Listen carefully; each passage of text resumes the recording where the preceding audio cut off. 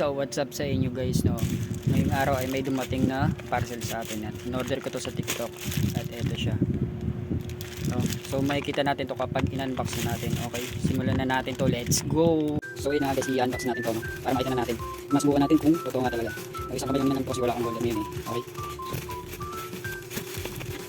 Hindi lang, wala bubusan sa kamay lang.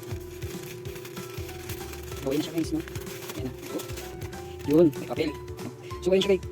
So ayan siya guys, K9 wireless microphone. So ayun guys, i-unbox natin siya. Ito na, ang tigas mo.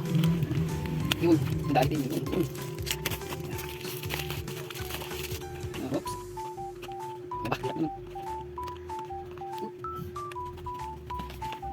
So ayun na guys, no. Bubuksan na natin siya. Ayan. Uy, napakaganda nga. So susubukan na natin siyang ikabit, no. Okay. Let's go. So ayan na guys, natanggalan natin, no. Ngayon, ipa-plug na natin siya.